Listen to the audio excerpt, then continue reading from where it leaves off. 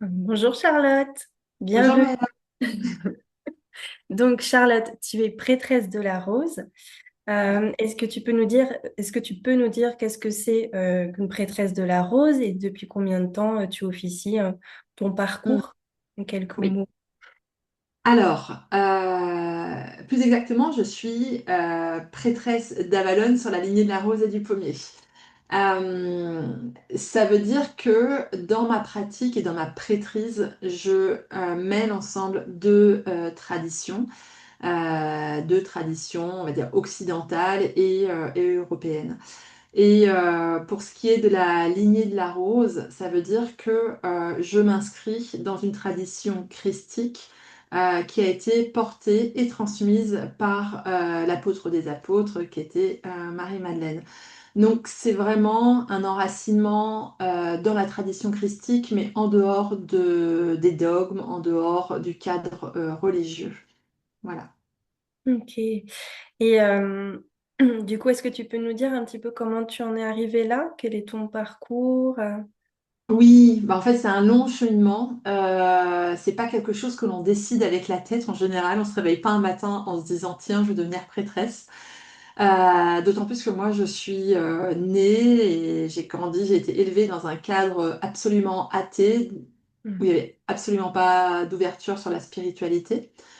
Donc ça a vraiment été tout un cheminement de répondre à l'appel de mon âme, à mon appel intérieur, qui au début se disait pas comme ça, mais j'avais des grands questionnements intérieurs déjà toute petite. Je sentais qu'il y avait quelque chose de plus grand. Quand je posais des questions, on me répondait pas, en tout cas pas de façon appropriée. Et j'ai fait tout un cheminement comme ça personnel. Quand j'étais ado, je me suis intéressée un petit peu aux différentes religions. En plus, j'étais en école privée catholique, voilà. Donc, je fais un peu d'aumônerie, un peu des choses comme ça. Mais il y avait des choses où je sentais que c'était pas ça. Et puis, quand j'avais 19 ans, je suis partie aux États-Unis. J'ai fait des chantiers d'éco-volontariat dans les Rocheuses. Et là, j'ai rencontré des gens qui ont commencé à me parler d'autres choses, de ce qu'on appelle aujourd'hui le néopaganisme. Et on m'a parlé du dieu, de la déesse, des cycles, des saisons, de la nature. Et là, il y a quelque chose qui s'est allumé. Il y a quelque chose vraiment qui a tilté où je me suis dit, ah ouais, ça me parle. Cet équilibre féminin, masculin. C'est comme si la pièce manquante du puzzle arrivait comme ça. Et donc, j'ai fait tout un cheminement. Très intime, très personnel, à m'intéresser bah, aux énergies, j'ai fait du Reiki, je me suis intéressée à tout ce milieu qu'on appelle la Wicca, le néopaganisme. Bon, à l'époque, il y avait très très peu de ressources. Donc j'ai fait ça un petit peu tranquillement et puis ça s'est ancré de plus en plus. Des années après, vers 2010, je vivais à La Réunion, j'ai entendu parler du féminin sacré, j'ai assisté à mes premiers cercles de femmes. Euh, donc là, il y a vraiment eu une éclosion de quelque chose et on va dire que j'étais vraiment sur ce versant plutôt celtique, on va dire, enfin, néo-celtique, et autour du féminin. Donc j'étais pas du tout encore reliée, en tout cas pas consciemment, à l'énergie christique qui, pour moi, comme pour, je pense, beaucoup de gens, on dit Christ, on pense Église. Eh oui. Voilà, comme on dit, très Jésus, Jésus, Marie, Joseph, voilà, ça me paraît, voilà, c'est comme si ça leur appartenait et comme ça répondait pas avec ce que je ressentais à l'intérieur, ben, je m'y intéressais pas plus que ça. Euh, donc c'est vraiment un cheminement qui s'est fait très progressivement. Et puis j'étais déjà bien engagée dans ma spiritualité, très reliée à ce que j'appelle donc la lignée du pommier, c'est-à-dire les traditions d'Avalon. Je me sentais très en résonance avec les druidesses, les prêtresses d'Avalon. Il y avait cette connexion-là. Euh, et en 2019, j'ai reçu en canalisation, j'étais en groupe, il y avait d'autres personnes avec moi, j'étais pas, voilà, on a reçu ça ensemble. J'ai reçu cette foudroyance qui a été la flamme sacrée d'Avalon. Ce qui a été étonnant, c'est que quand elle s'est présentée comme flamme sacrée d'Avalon, elle s'est dit, alors je dis elle parce que je canalise, je reçois quand même des messages, et elle s'est dit Christ Madeleine unifiée. Et alors là, ça a quand même un peu bugué dans ma tête, où je me suis dit, mais qu'est-ce que ça vient faire là-dedans? Au final, j'ai quand même découvert qu'il y avait des connexions entre Avalon et Marie-Madeleine. Quoi, voilà, il y avait des choses qui étaient dites, que je pouvais piocher un peu à droite, à gauche, mais après, c'est vraiment avant tout un chemin de reconnexion intérieure, et qui aujourd'hui est encore mon chemin, c'est-à-dire ce tissage donc entre cette voie christique et cet enracinement dans notre territoire celte, européen. Voilà. Et, comment dire, la... vraiment pour dire que c'est un chemin, c'est pas un truc qui arrive d'un coup. Alors peut-être qu'il y a des gens qui se réveillent un matin qui ont une révélation, je sais pas. Mais moi je pense que c'est vraiment un cheminement intérieur. Euh, Parce que déjà être une prêtresse, au-delà de l'image un peu, Mm. comment dire, fantaisiste, peut-être fantasmée, voilà, que l'on peut avoir. Choisir un chemin de prêtrise, ça vient nous obliger à nous confronter à énormément de peur. Ça nous oblige à aller déboulonner beaucoup de choses à l'intérieur de nous, quoi. Bon, voilà, c'est vraiment un chemin, quoi. Mm. Mm. Mm. Et du coup, comment tu officies, enfin, comment ça se transmet ça dans ton quotidien? Euh, j'ai l'habitude de dire que la plupart du temps, la prêtresse, elle va officier, j'allais dire sous couverture, c'est incognito. Pour moi, euh, c'est pas un titre déjà. C'est pas un truc où on passe un petit Mm. diplôme et voilà. C'est pas un titre qui fait classe en bio sur Instagram, hein. C'est avant tout une fonction. Ça, c'est vraiment important, je pense, de le rappeler. C'est une fonction. Et c'est une posture. C'est une posture intérieure. Euh, pour être prêtresse, il faut avoir été initié. Et ça, c'est la vie qui nous initie tous les jours. Mm. Alors bien sûr, on peut suivre des initiations, comme moi j'en transmets. Je transmets une initiation sur cette voie des Madeleines, ce qui s'appelle la Rose sacrée d'Avalon. Mais il y a le cadre que j'offre et l'accompagnement que je propose, mais ça va bien au-delà de moi, parce que c'est la vie qui nous initie. Et au quotidien, ça va être dans la posture d'écoute, dans la posture de façon incognito d'aider les gens à faire ce lien entre ce qu'ils expérimentent dans leur quotidien Mm. et l'invisible, le grand tout, le sacré, Dieu. On met les mots que l'on veut derrière. Mais déjà, il y a ça. Ensuite, je pense qu'il y a mille et une façons d'exercer une prêtrise, et que tout le monde n'aura pas la même réponse que moi, parce que tout le monde ne Mm. le vit pas intérieurement de la même façon, mais aussi extérieurement. Mais moi, concrètement, dans ma vie aujourd'hui, on va dire que pour le coup, je suis voilà, l'incarnation de la prêtresse qui a pignon sur rue, parce que c'est vraiment mon activité. Euh, mais bah, aujourd'hui, c'est transmettre les enseignements, accompagner en initiation. Moi, j'officie des cérémonies aussi, donc ça peut être baptême, mariage, confirmation, voilà, vraiment les sacrements tels qu'on les connaît dans l'Église, mais là, à la façon des Madeleines. Euh, Ça va être donner des soins, mais en même temps, pour moi, pour donner des soins, ça ne nécessite pas d'être une prêtresse. Voilà. Mm. Oui, oui. Par contre, je donne des onctions sacrées. Et ça, là encore, tout le monde ne sera pas forcément d'accord avec moi. Mais pour moi, une onction sacrée, c'est un geste de prêtre ou de prêtresse. Mm. Sinon, c'est un soin d'aromathérapie, ce qui est très bien, mais c'est pas la même chose. Voilà. Après, je sais que tout le monde n'est pas d'accord. Je sais qu'on voit fleurir partout des initiations, des formations sur les onctions sacrées. Voilà. Moi, je transmets les onctions sacrées, mais dans le cadre du cursus en prêtrise. Voilà, parce que ça demande. Le geste ne change pas, hein. C'est pas, les huiles sont les mêmes, le geste il ne change pas. Mais encore une fois, pour moi, je ramène ça à la posture intérieure, Mm. à la capacité d'être ce canal. Voilà, donc ça prend ces formes-là, en fait, dans ma vie de tous les jours. Je crois que j'oublie rien. Euh, En fait, imaginez un prêtre, l'image que l'on a du prêtre du village, et ben, c'est la même chose. Pendant longtemps, j'ai fait partie de ces gens qui ne savaient pas comment se nommer, vous savez, dans son activité professionnelle, voilà.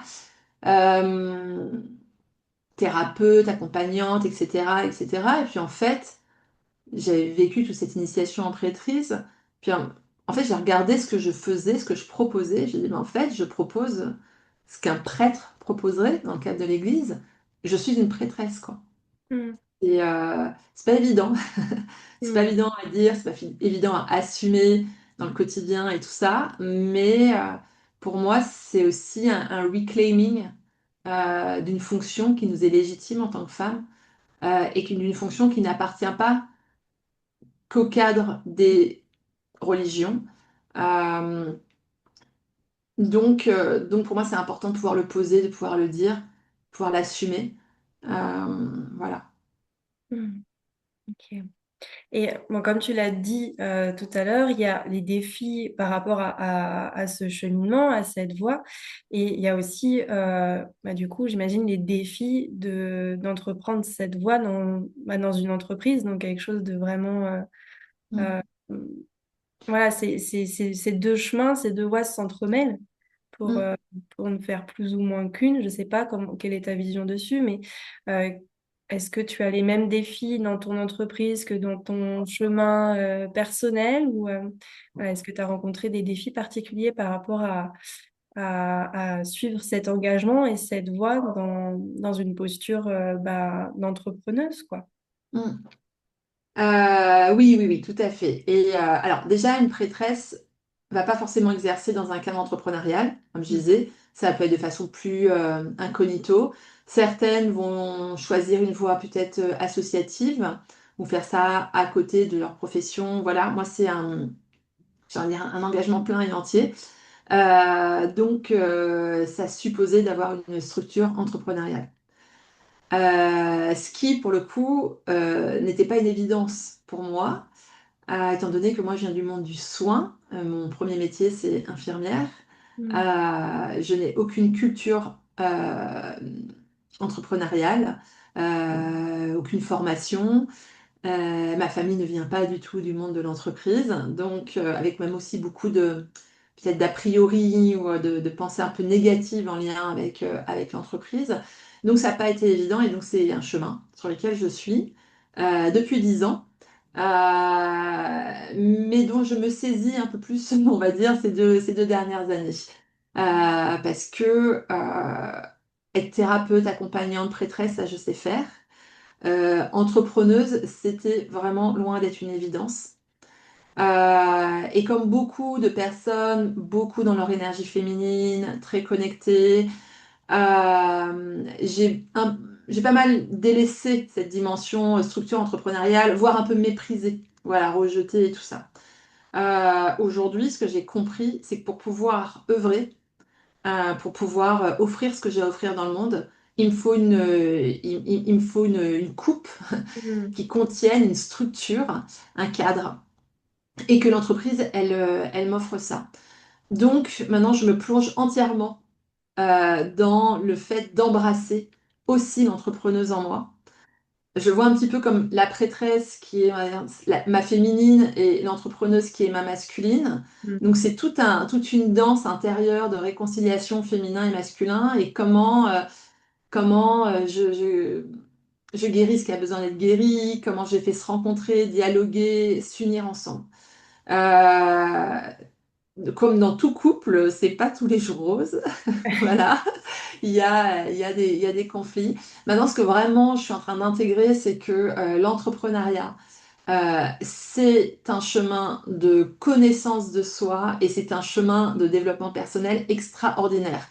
Donc maintenant que j'ai découvert ça, j'adore, je kiffe et j'y vais à fond. parce que moi, la connaissance de soi, ça j'adore. Si on me donne un outil pour aller mieux me comprendre, pour aller bah, me développer personnellement, spirituellement, etc., bah, là, j'y vais. Et donc maintenant que j'ai ce regard-là sur l'entreprise, et aussi le fait que j'ai pris conscience que j'ai besoin de cette dimension-là pour pouvoir continuer à œuvrer dans le monde et à offrir mes services et à faire ce que j'aime profondément, bah, ça va beaucoup mieux.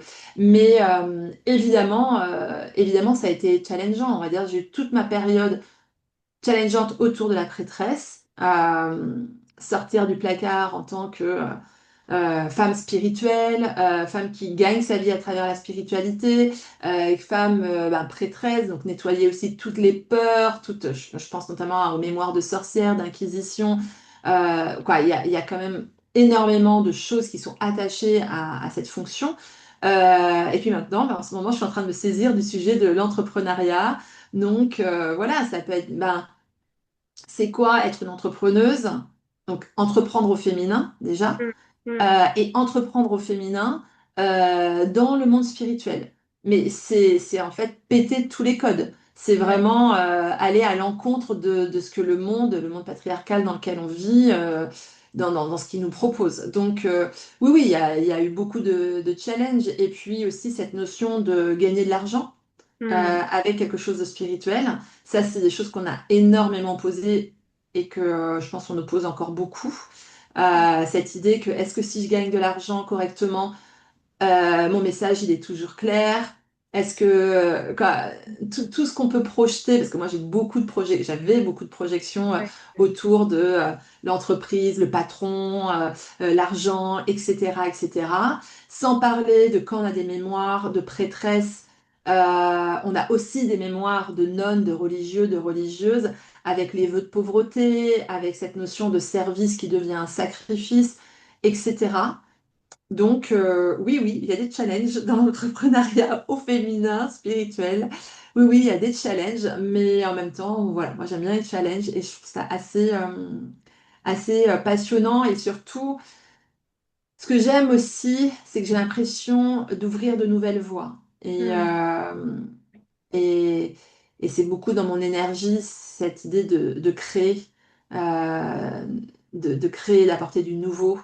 Et j'ai vraiment le sentiment que l'entrepreneuriat spirituel au féminin est en train de contribuer aussi à un nouveau paradigme social. Mm. Oui. Oui. Mais c'est sûr qu'on est en train de revoir tous les codes et bah, notamment aussi, comme tu le disais, par rapport à l'argent, je pense aussi, surtout la spiritualité, où pendant des années, c'était quand même très mal vu d'être dans ce milieu-là et d'oser prétendre à non pas gagner sa vie, mais en tout cas pouvoir vivre dans la société en Mm, étant quand même sans avoir accumulé 36 boulots à côté, et puis en faisant ça, voilà, parce qu'on est œuvré par la mission du Saint-Esprit. Et mm. oui, non, c'est très intéressant ce que tu dis. Et d'ailleurs, qu'est-ce que tu penses que si tu avais un truc que vraiment là, tu te dirais ce que ton entreprise t'a appris jusqu'à maintenant, tu vois vraiment la leçon, le truc, peut-être qui a ouvert, tu vois, des choses vraiment en toi. Parce que pour moi, j'entends, bah, tu vois, dans la posture d'entreprendre au féminin et dans ta posture de prêtresse, tu vois, pour moi, je fais le parallèle avec ça se rejoint sur le chemin de foi. Tu vois, quand tu parles, moi, j'ai vraiment ça. Je sais pas si c'est peut-être pas ça forcément que tu retiens, mais est-ce qu'il y a un truc vraiment où en suivant Mm. cette voie-là, en l'incarnant dans une entreprise, est-ce qu'il y a quelque chose que... Ouais. Alors, ma voie de prêtrise est un chemin de foi. Hmm. J'ai vraiment le sentiment que j'ai pas eu le choix. C'est comme ça, c'était mon chemin et en fait je sais que je suis exactement au bon endroit et que je suis exactement à ma place. Donc oui, ça a été challengeant et en même temps bah, c'est tellement bon de se sentir au Hmm. bon endroit.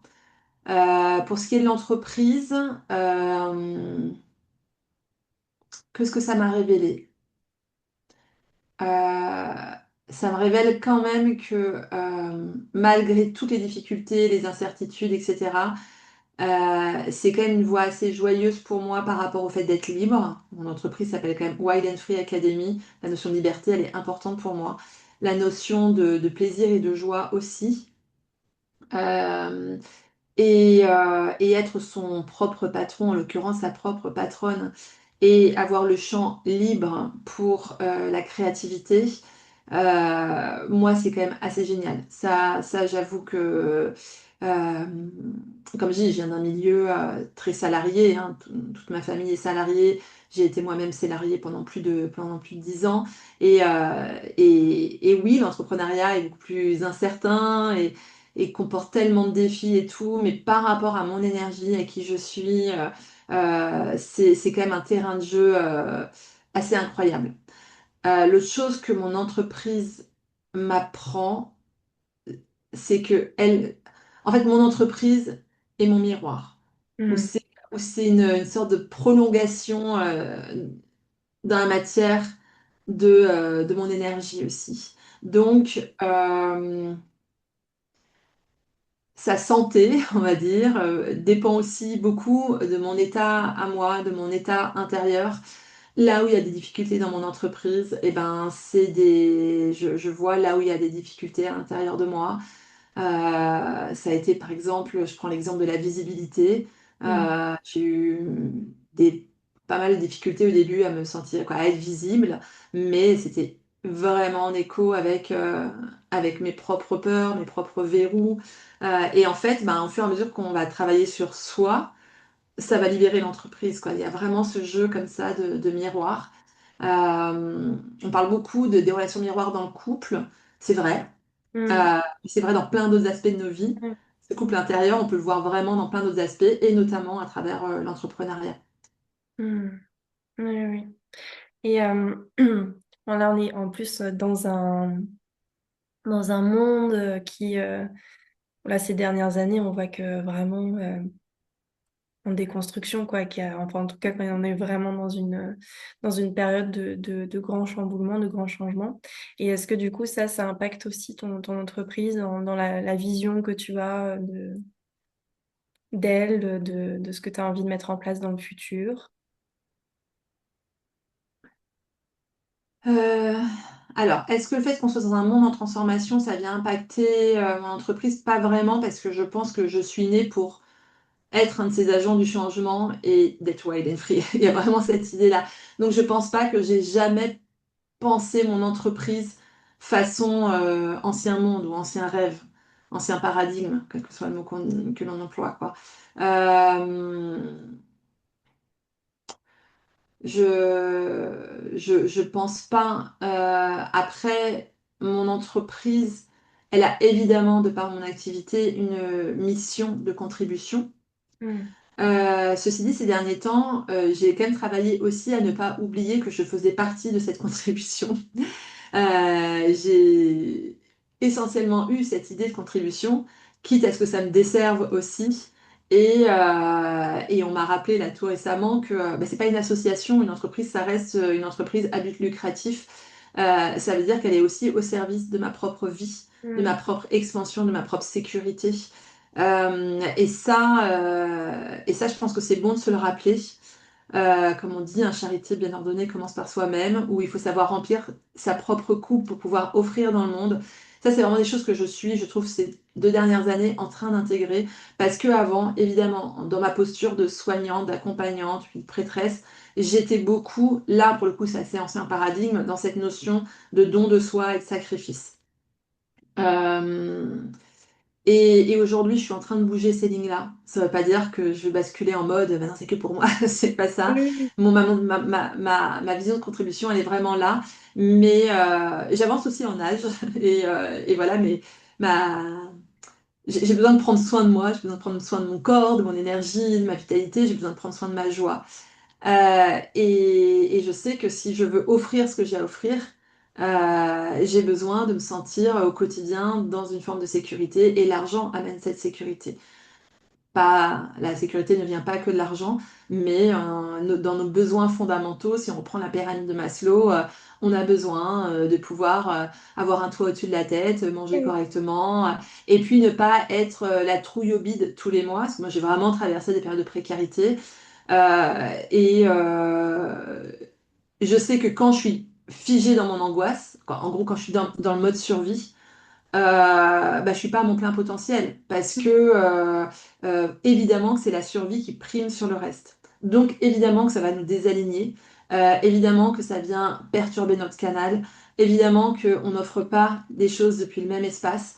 Donc ça, c'est vraiment quelque chose que j'intègre, l'idée que mon entreprise elle a vocation encore de se développer et de se déployer, mais pour qu'elle dure dans le temps, euh, et moi aussi, avec elle, parce qu'on fonctionne ensemble, il faut que mes besoins soient pleinement honorés et pas en mode survie pour pouvoir se déployer.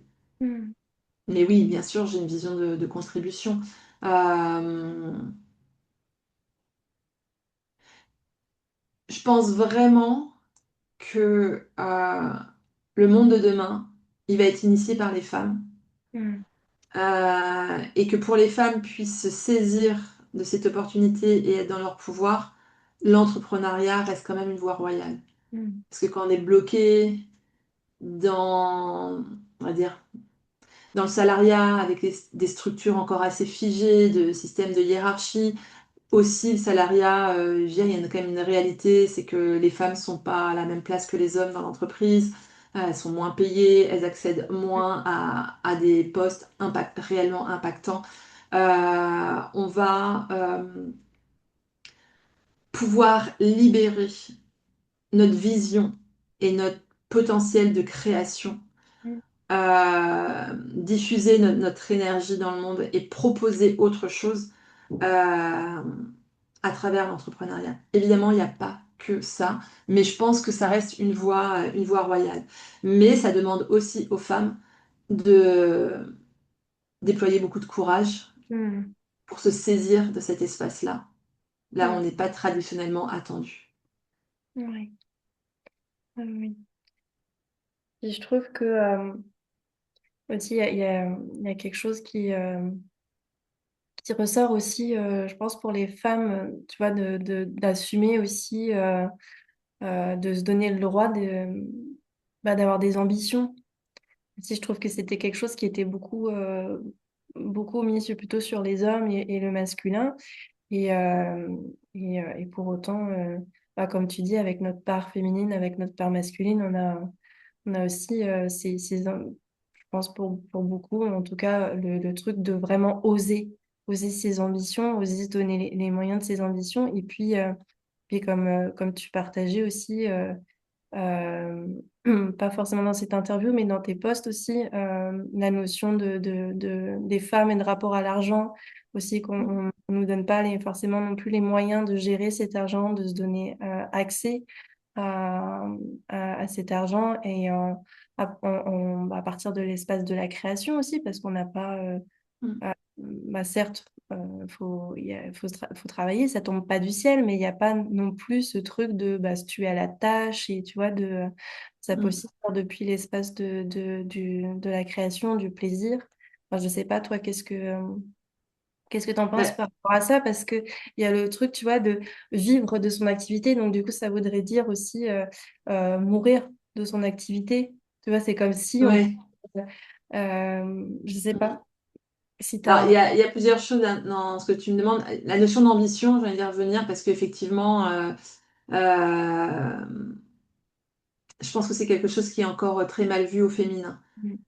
Qu'une femme se dise ambitieuse, tout de suite on imagine la working girl des années 80 en tailleur et talons aiguilles. Alors, why not, hein, j'ai rien contre, mais ce que je veux dire, c'est que tout de suite on a une espèce de stéréotype de la femme agressive, la femme voilà, qui va avoir adopté des codes très masculins, très patriarcaux, et que quelque part l'ambition chez une femme serait pas vraiment naturelle parce que pour une femme, ce qui est naturel, c'est le soin, c'est le care, c'est voilà, c'est le fait de faire passer les besoins de l'autre avant les siens et tout ça. Et donc l'ambition ramène à quelque chose de très personnel de soi, en fait, quoi.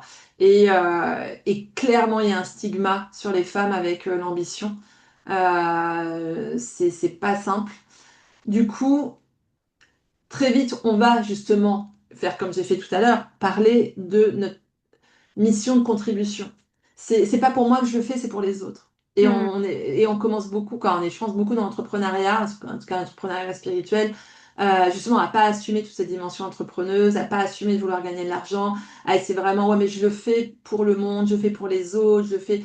Et ok, bien sûr, quoi, je pense vraiment, pour le coup, on porte ça fort en nous. Je veux dire, on porte le monde en nous, on est capable de créer des enfants, on a, je pense, ce goût pour la vie, pour la création. Euh, mais mais l'un n'empêche pas l'autre, en fait. C'est Mm. ça. On n'est pas obligé de l'opposer. Encore une fois, on a aussi un féminin et un masculin intérieur. Et l'ambition n'est pas nécessairement une mauvaise chose. Ensuite, tu m'as parlé de quoi par rapport à gagner sa vie, par rapport au fait de gagner de l'argent Oui, parce que je pense qu'il y a aussi une pression, tu vois, qu'on se met à partir du moment où on se met entrepreneur ou entrepreneuse, du fait de gagner sa vie par rapport à son entreprise.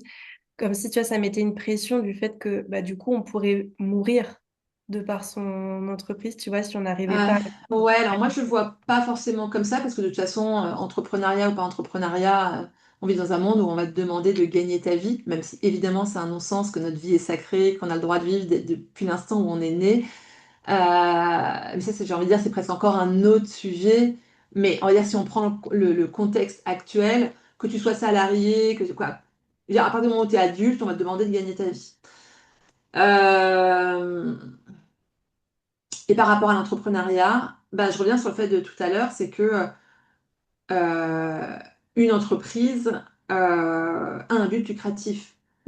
Euh, Moi, je me fais accompagner par une coach et elle me disait encore tout à l'heure, elle me dit, mais c'est le fuel de ton entreprise, en fait, l'argent. S'il Mm, n'y a pas d'argent, ton entreprise, elle ne peut pas vivre. Donc oui, il y a, entre guillemets, une pression de gagner de l'argent. Ça, je vais pas non plus le nier parce que c'est une réalité. Un salarié, il sait que qu'il ait fait du bon boulot ou pas du bon boulot, il aura sa paye à la fin du mois. Quand on est à notre compte, non, c'est pas vrai. mm, Si je décide de partir 15 jours en vacances ou de pas trop bosser, bon, bah, ça se, a priori, après, sauf quand on met en place des process et tout, mais je veux dire, si notre entreprise, elle dépend quand même aussi de nous. mm, Elle est reliée à nous, avec tous les problèmes que ça induit en termes de, par exemple, de maladies, etc. Voilà. Donc, on va pas nier aussi cet aspect-là de l'entreprise.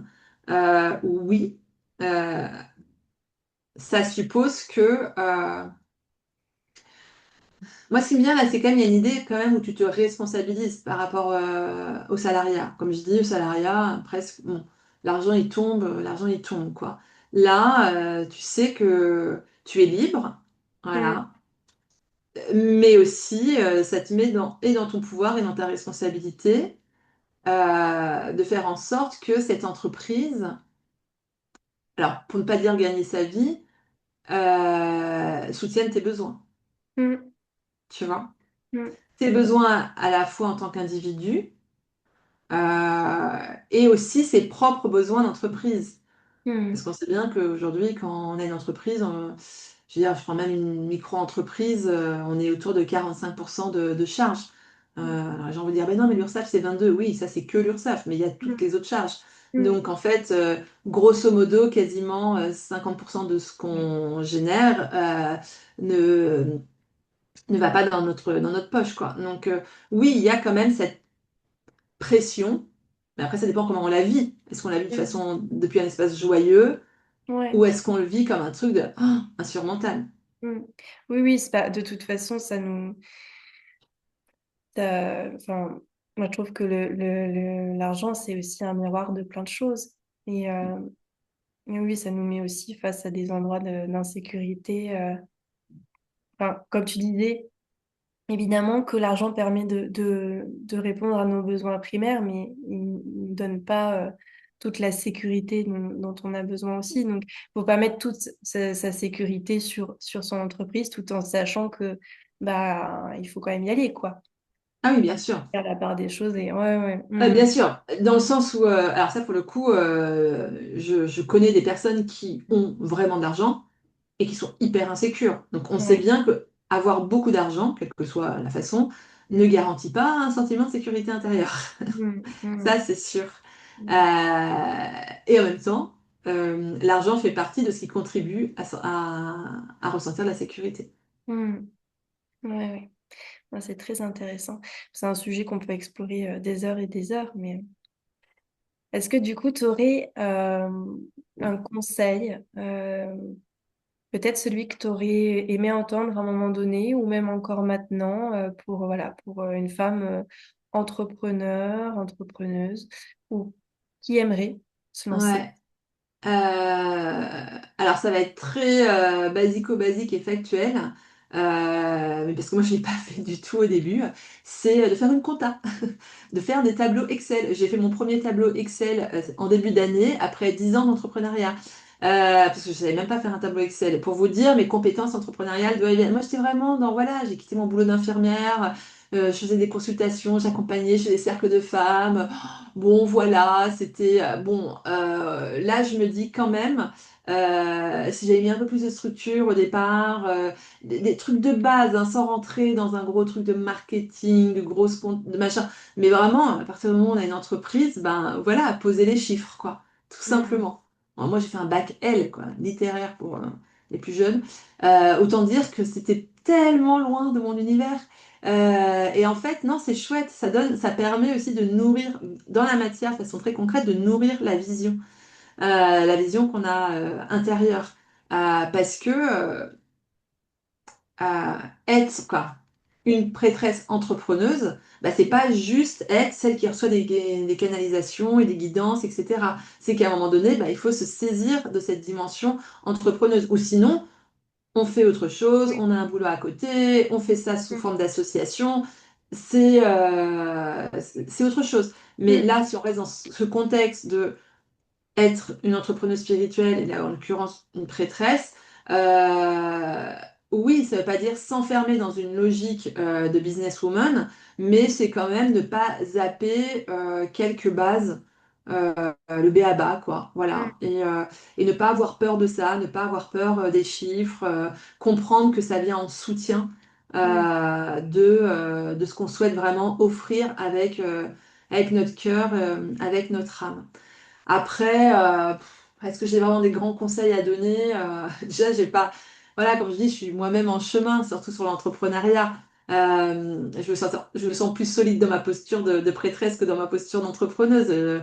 Je suis encore une bébé entrepreneuse, quoi. Mais euh,